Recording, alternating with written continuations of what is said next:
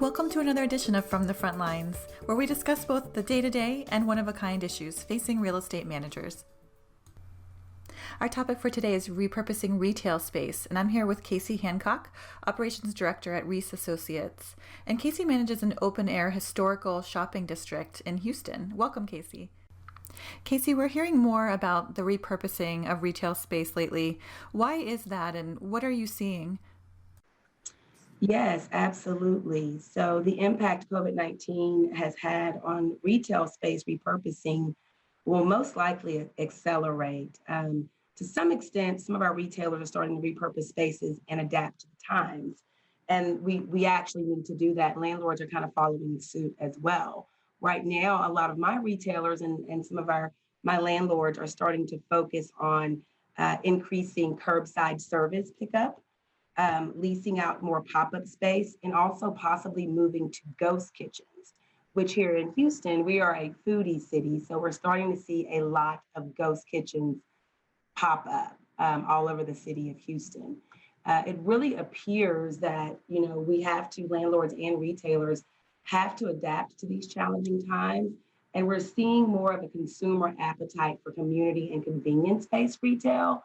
Also, along with an increase in e-commerce, which is also forcing us to focus on how we can increase curbside pickup and make that a customer-friendly experience. I heard you say ghost kitchens. So what are those exactly?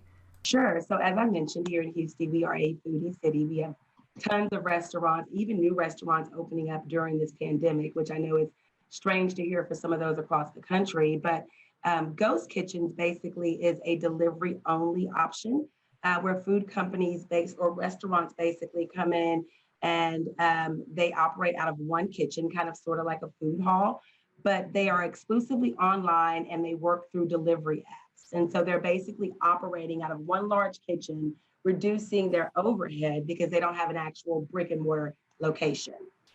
What a great idea. And are you seeing any retailers having difficulty keeping up with rents these days?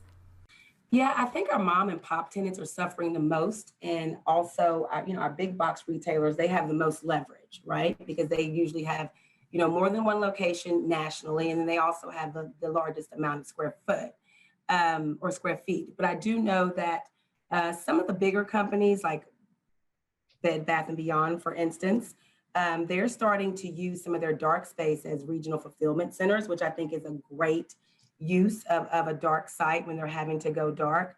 And I know a lot of Amazon, they're starting to use and repurpose some of these retail spaces as pickup spaces in addition to their large warehouses that they're seeing. So I think our mom and pops are suffering the hardest. But I do believe that some of the repurposing efforts by like Amazon, they've introduced a wait list for online grocery pickup and delivery services. And just seeing like some of the Toys R Us spaces and Babies R Us spaces that landlords had dark for so long, those being repurposed and created or turned into leisure spaces, like little spaces where you can go in and co-work, or little spaces where you can go in and sit and read a book, social distancing, of course, and order coffee from the space next door. So we're starting to see little trends like that are starting to kick off because, again, a lot of our customers are looking for community and convenience-based retail. So if we can create that within the center using vacant space, that also increases our foot traffic and also increases our footprint throughout the center. What other creative ways of repurposing space are retailers exploring right now?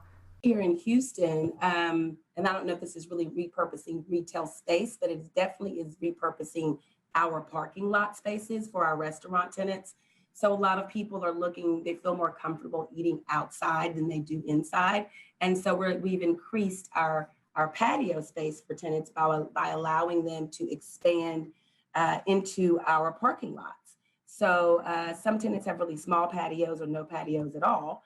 And with the weather changing and cooling off here in Houston, we've just seen an increased request for patio space and patio seating. So we've allowed our tenants to basically take 5 or 6 parking spaces adjacent to their restaurant and install seating and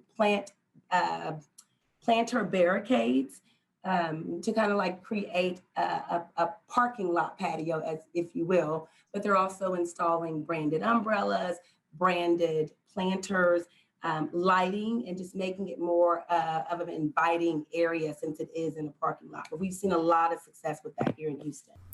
Is there anything that you've seen that hasn't been effective? To be honest with you, no, not yet. I think this process is so new to all of us. We're just still trying to work through it and figure out what will work. And so far, at my center, most of the efforts that we have put forward are working. So I'm not really sure. I think we have to stay tuned to find out what's not going to work. But we were really skeptical initially about repurposing those parking spaces to expanding patios, and that seems to be working really, really well. That's great and might inspire other retail managers to try some new things. To that end, do you think some of these approaches might stick around after COVID? I do believe so. I mean, it's hard to tell when, everybody's going to stop bleeding and will actually start to recover, especially with the rise, should I say, in recent spikes all over the country this past week. But I don't think retail is going to disappear. It's just going to change. And I think our retailers pivoting to creating omni-channel experiences for their customers, and the landlords working with the retailers to do what we can to offer a greater customer experience when it comes to curbside pickup or like repurposing parking lots for additional patio space. I think it's just important that we all remain flexible and continue to work together. Kaci, what other tips do you have for retail real estate managers right now? You know what? We just have to continue to be flexible. Retail is a different beast and a different animal, and I manage mixed use projects as well.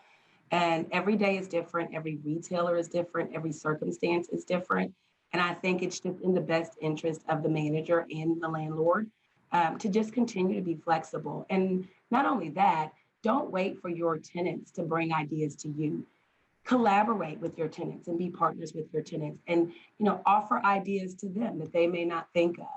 And just make sure that they know, we're all in this together. I'm here to help you as much as I possibly can to get you through this, because if you're not successful, then the landlord is not successful, and then the project is not successful. So I think it's just really important for us to just remain flexible, innovative, and creative. It sure is. Thank you again, Kaci. Visit irem.org for more knowledge to take on real estate management's most dynamic challenges. That's www.irem.org.